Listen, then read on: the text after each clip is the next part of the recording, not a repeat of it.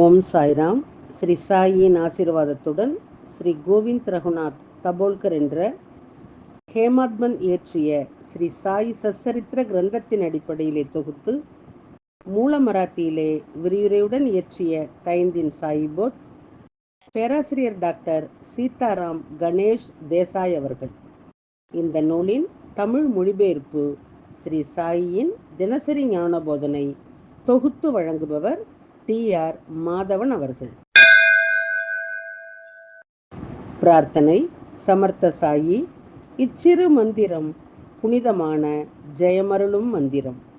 இது இனிய பக்த பாவ மோக்ஷ சூத்திரம்.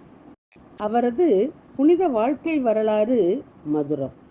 சாய்நாதர் கடவுள் பக்தியுள்ளவர், தர்மத்தை பின்பற்றும் பிரபஞ்ச பாலகர்.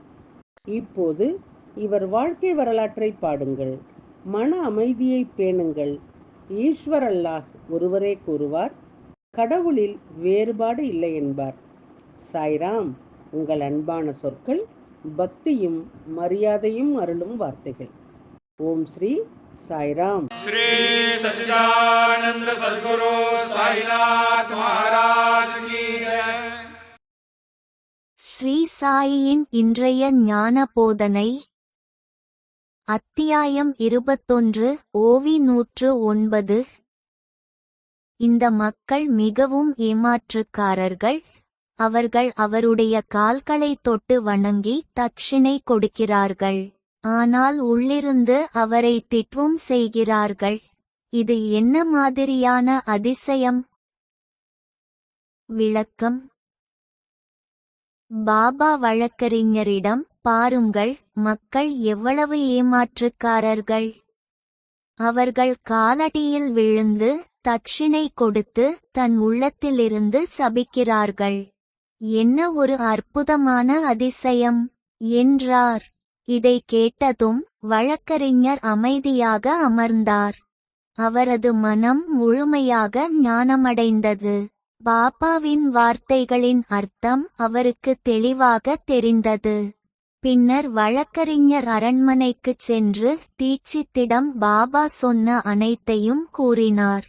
வழக்கறிஞர் தீட்சித்திடம், நான் அவரது முன்னிலையில் நுழைந்தவுடன் பாபா என்னை அறைந்தது எனக்கு ஒரு எச்சரிக்கை. யாரையும் கேலி செய்யவோ அல்லது விமர்சிக்கவோ வேண்டும் என்ற எண்ணம் உங்கள் மனதில் வர அனுமதிக்காதீர்கள் என்று கூறிக்கொண்டிருந்தார். எங்கள் முன்சிஃப் தனது உடல்நிலை காரணமாக விடுப்பில் சென்று தனது உடல்நிலையை மேம்படுத்த ஷீர்டிக்கு வந்துள்ளார். அந்த நேரத்தில் வழக்கறிஞர் அறையில் முன்சிஃப் பற்றி ஒரு உரையாடல் நடந்து கொண்டிருந்தது. அர்த்தமற்ற வதந்திகள் நிறைய இருந்தன. மருந்து இல்லாமல் சாயின் சுவாசம் ஒரு உடல் நோயை குணப்படுத்துமா? அத்தகைய நடத்தை ஒரு சிறந்த நீதிபதி பதவியில் இருப்பவருக்கு ஏற்றதா? வழக்கறிஞர்கள் அந்த நீதிபதிகளை விமர்சித்தனர். நானும் ஓரளவு பங்கேற்றேன். அந்தச் செயலின் பொருத்தமற்ற தன்மையை பாபா சுட்டிக்காட்டினார். எனவே இது ஒரு தந்திரம் அல்ல, பாபாவின் கருணை என்று நான் நம்புகிறேன். யாரையும் தேவையில்லாமல் கேலி செய்யவோ அல்லது விமர்சிக்கவோ கூடாது என்று பாபா போதித்துள்ளார். கெட்ட சகவாசத்தையும் தீயவர்களின் சகவாசத்தையும் தவிர்க்க வேண்டும். 100 மைல்கள் தொலைவில் உள்ள ஷீர்டியில் அமர்ந்திருக்கும் சாயி வழக்கறிஞர் அறையில் எங்கள் கடைசி உரையாடலை கேட்டார். அவர் உள்ளத்தை உண்மையாக அறிந்தவர். அஞ்சன்வேலைச் சேர்ந்த மதுரதாஸ் அடிக்கடி சாய் மகாராஜை பார்க்க வந்தார். ஷீர்டியில் அவர் சகுன் என்ற மளிகை கடைக்காரரை சந்தித்தார்.